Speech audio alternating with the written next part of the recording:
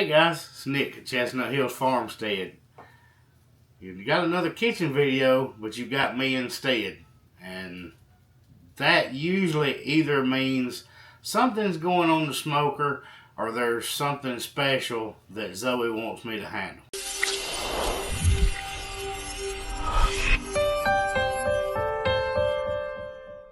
Well, I'm going to slide over a little bit because typically you don't see these dirty dishes in the sink when Zoe's doing the video unless she's putting them in there as she goes. But I've already been in here. You look over my shoulder, here's a pot. It's just starting to boil, so we're just getting started. But the oven's on and it's got some cornbread in it.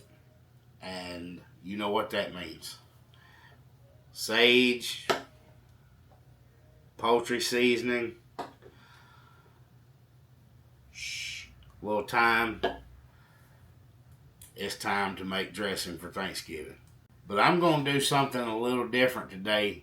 You see over behind me, you got the typical onions and celery. But I'm going to try something different. Zoe saw a new recipe, and that's why I'm going to do it in this video. I'm going to share it with y'all, let you tell me what your opinion is of it, and we'll try it. We don't want to be experimenting with the dressing if we were actually making it for Thanksgiving. Thanksgiving's next week. We're doing this for our dinner tonight. We are going to add stuffing mixes. Now, we had a little bit of a discussion on a live video about dressing and stuffing, and naturally everybody said, hey dummy, if it's in the bird it's stuffing, and if it's in a pan it's dressing. Some people said it was the same recipe, some said it's not. Well, Zoe found a recipe online somewhere, she was reading it, that used stuffing mix in their dressing. And it made more sense to me to use the cornbread version, seeing as how it's cornbread dressing. But we did get this one just in case because we weren't sure of the proportions. And hey, if it doesn't need both, if it doesn't need this one, then we'll just make this with some pork chops or something as a side dish because I love that stuff. But we're going to mix that in there. It has a little bit of extra seasoning, and it's made with cornbread anyway. It's toasted cornbread blends with select seasonings. We may mix that in with our cornbread, but if it makes it too dry, I'm not going to like it. We figured if we're going to experiment, we do it on a video, do something different, and get an opinion from y'all, see what y'all think. But we're still going to make our traditional dressing. If we don't like this better, we'll make it for Thanksgiving. So the only difference in what you'll see today is simply adding this stuff.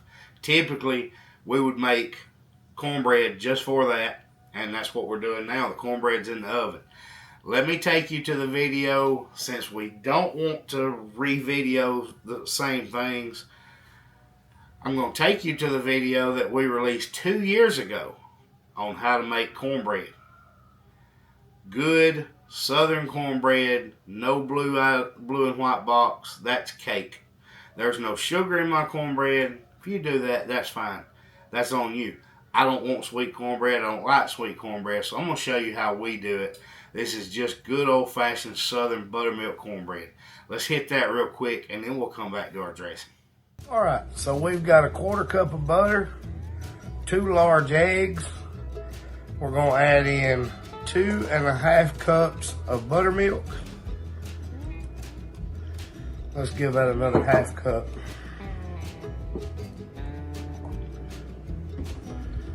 One more ½ cup. Then we're going in with a ½ cup of all-purpose flour. This is very simple, guys. And then we want 2 cups of self-rising cornmeal. It has to be self-rising. If it doesn't, you're going to have a very flat pan of cornbread.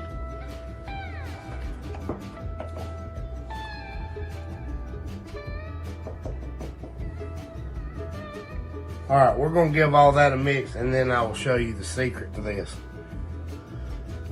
All right, let's make sure we get all this mixed in good.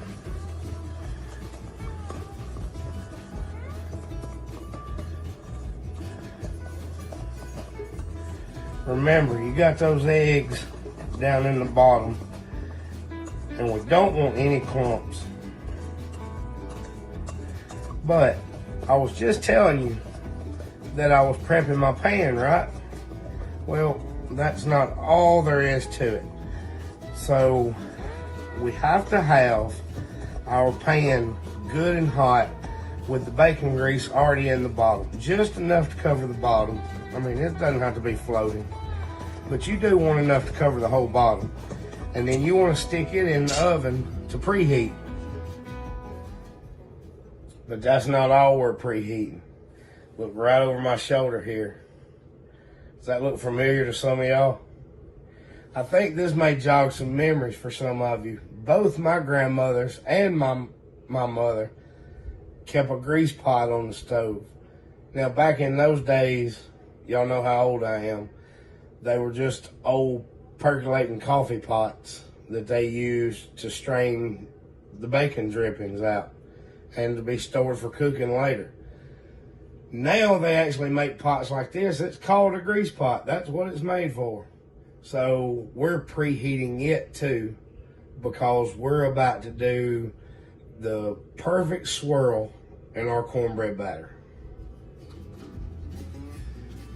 And if you've been watching us for a while, you've heard the story of the first time Zoe was gonna make cornbread for me, and she pulls that blue and white box out of the cabinet. Well, this is one of the first things I taught Zoe about making cornbread. It's one of the first things my grandmother taught me, and now I'm about to show y'all. Ooh, you hear that good hot bacon grease in there? We're gonna make a swirl right there in the top of the batter. And that's it for the whole batter. That's all of it.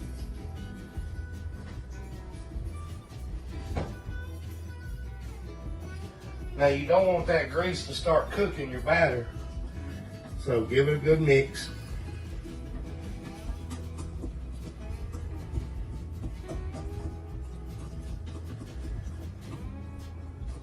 If it started cooking under those swirls, it may be resembling a funnel cake. All right, she's ready to go. We've got our pan heated up to 425 degrees. And this is very important. I want you to hear this batter going in.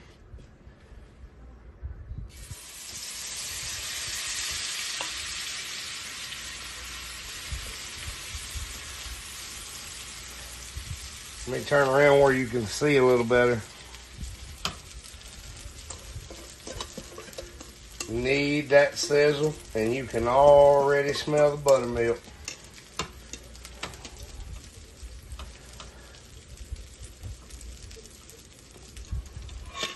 $425 degrees, guys. I forgot to mention the chicken in the pot, one that we just processed a couple of weeks ago. We're boiling it down. It's starting to get some temperature going. Our seasonings in there, we have celery, onions, mashed clove of garlic in that pot. We're going to salt it heavy because that's going to be our broth. When we get done with the chicken, we'll take it all off the bone, have it ready to go, and that'll go in our dressing.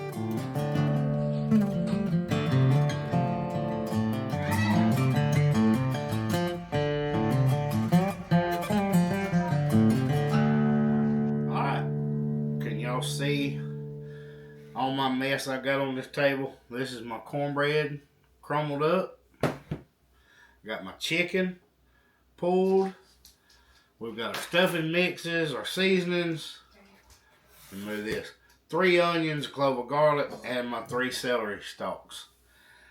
Time to get everything chopped up, get it combined, and I'm going to start walking you through putting this together. Right now, get 3 celery stalks, 3 large onions. I'm using white. Zoe, if she's cooking, she prefers using yellow. As long as I'm cooking, she don't care what I use. Clove of garlic. Everything chopped up, ready to go. It hit me after I started cutting that I said clove of garlic and I had a whole bulb there. This is a clove. That's a clove. I'm going to use about 6 of those. I'm going to chop them up 3 onions, 3 celery stalks. So let me clarify my terminology there before any of y'all come after me.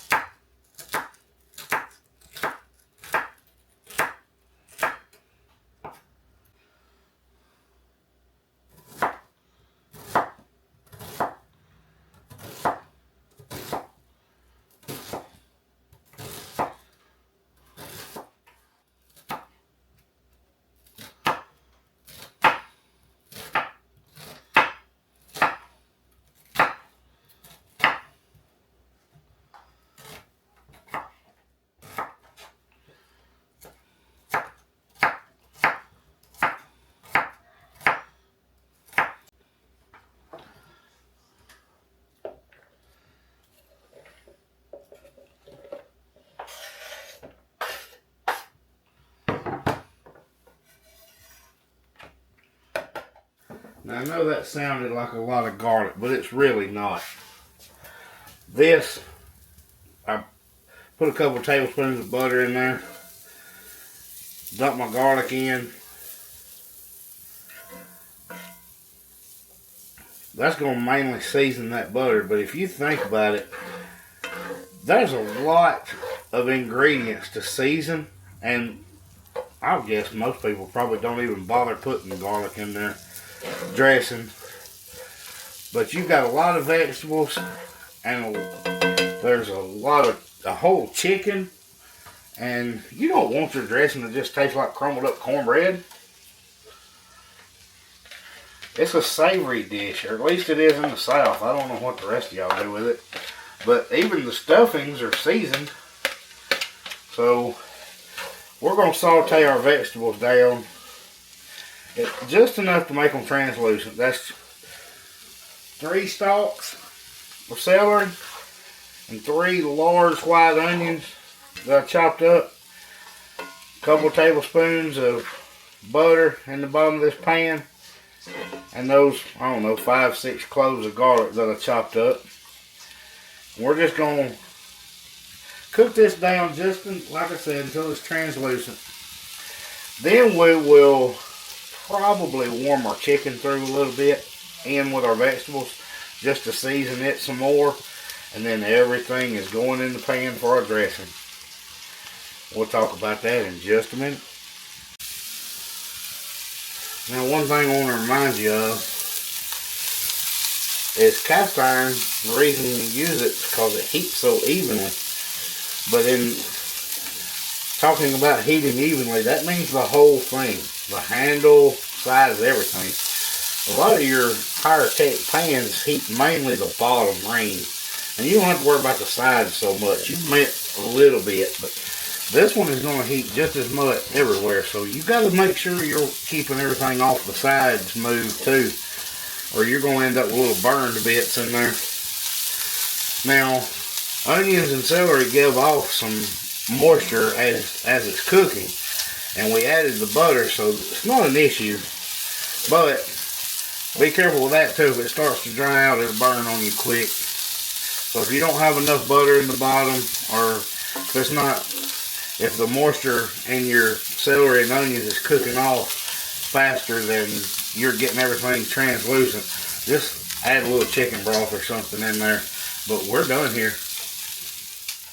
Alright, before it cooks any further, we're going to get our vegetables added in to our crumbled up cornbread.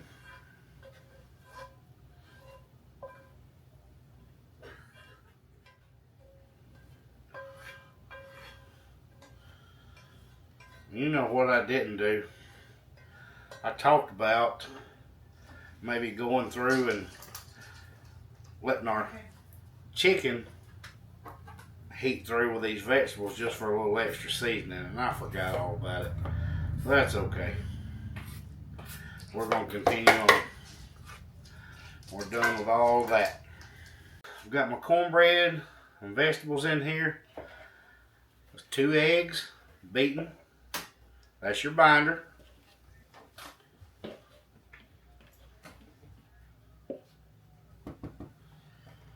Set that over to the side.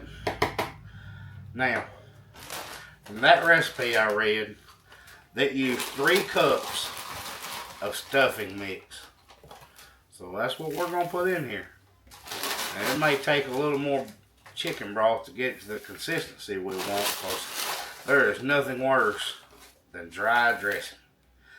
Now, I'm sure it's going to pop up in the comment section. Some of you may put green peppers in yours. That is perfectly fine. If you add that into your onions and celery, you put green peppers in there, there's nothing wrong with that at all. I like it that way sometimes too. But I've got kids that don't like green peppers, so we just don't bother putting it in there. Got one kid, namely Farmer Rick, that don't like onions either. But you can't make dressing without onions. That's just not even possible. Alright, we got that mixed up. Now for our seasonings. We're going to use the ½ teaspoon here. And this is dried thyme. Now, I use the thyme and back off on the sage. We're not big fans of sage. And a lot of people love sage dressing. I've heard Zoe talk about her grandfather, and that's all he wanted in it was sage, and that doesn't make any sense to me. So another ½ teaspoon of dried sage. Now, that's not a lot in a recipe this big. That's not a lot of sage. Now this does take a little bit more seasoning. This is poultry seasoning. We're going with 2½ teaspoons of that. There's a half, 1, 1½ 2, 2½. Now from the other side of the aisle, we need 3/4 of a teaspoon. So we're going to use the half for it too. 3/4 of a teaspoon of salt.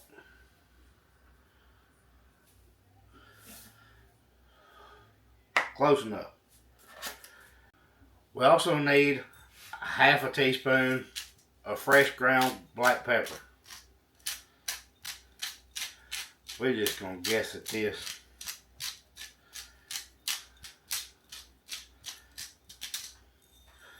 Maybe we should be good. And ½ teaspoon of onion powder. And we've got onions in there. We've got garlic in there. We're going to add a little onion powder. Alright. You're not going to be able to see me for a minute. But we want to get this stirred up so we can see how much broth we need. Typically, you're going to need about 4.5 cups. But we want to see, since we're adding that stuffing mix, we want to see if that's going to fly. And I kind of cheat since I know the recipe. When we cook down our chickens, I put about 5.5 cups of water in there. That way when it condensed down, cooked down, it would leave me plenty. So we made our own broth when we cooked down the chicken.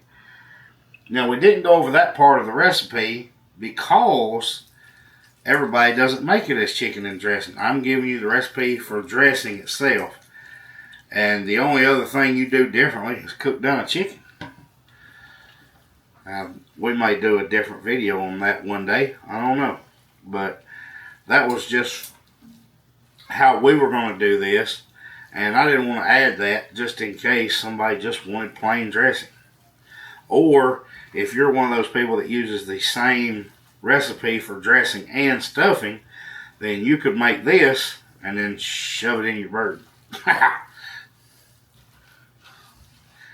That's not quite well enough. We added about 3.5 cups. So I'm going to go ahead and add the other 2 cups that we have left. Oh, that and my oven is preheated now. Now you hear it singing. That means it's preheated. Yeah. See, if there's any crunchy edges to that cornbread, which, just to be honest with you, that's how you make a good cornbread. It's got a little bit of crust around the edges and the bottom is crispy. This good wet mixture is going to take care of those so that you don't have crunchy chunks in your dressing. Alright, now that is the consistency we're looking for. Little bit on the soupy side, just slightly. Now we're going to add our chicken. Typically a 2 or 3 pound bird, I'll add the whole thing, but we're going to add, I don't know, about 3/4 of it and see what that looks like first.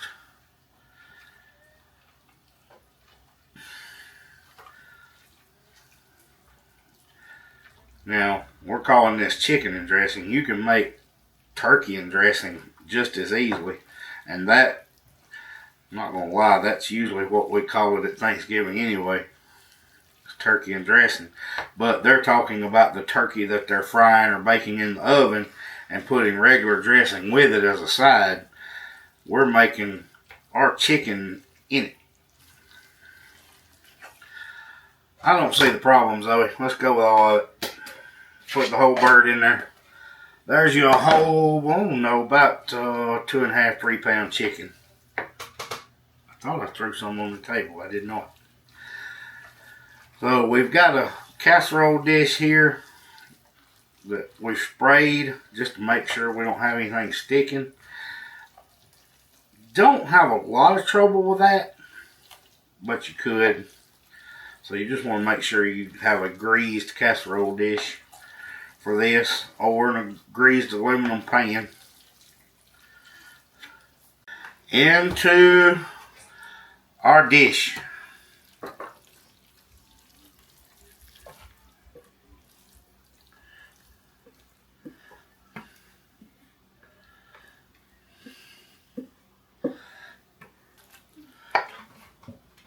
Let's throw that in the sink. Now, even this out. Now, this is not a cake. It's not going to rise. It's going to pretty much stay where you got it. That egg you got in there is your binder. But, ooh, honey hush. This is going to be some camp. And Zoe loves my dressing.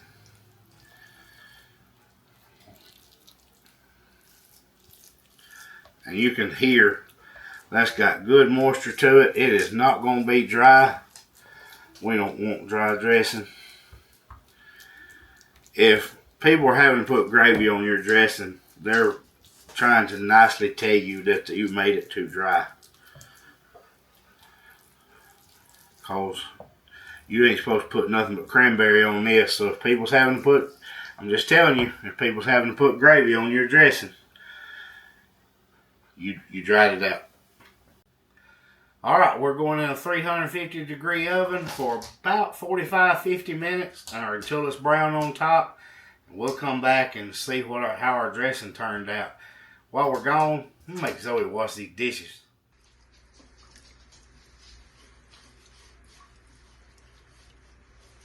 Y'all didn't think I was serious, did you?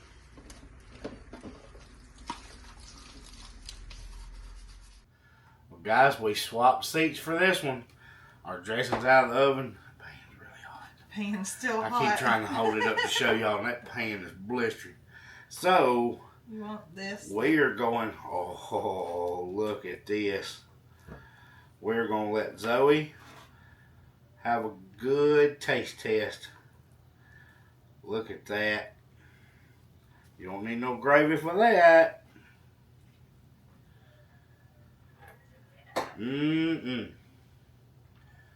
Tell me what you think, Zoe. Now, I don't have any cranberry to put with it. I was just thinking, the only thing we're missing is some cranberry. But you ain't going to need gravy for that one.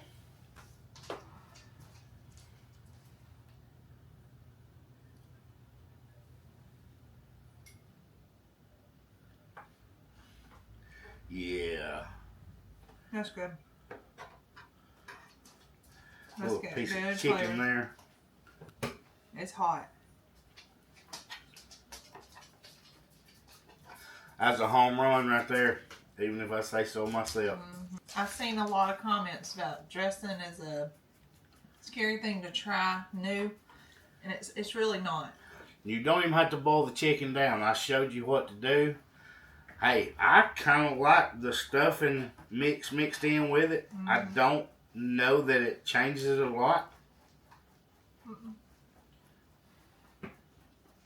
That's a home run, guys. Y'all let me know if you decide to try it. If you do things differently. Now, if you say hey, you need a lot more sage, keep that comment.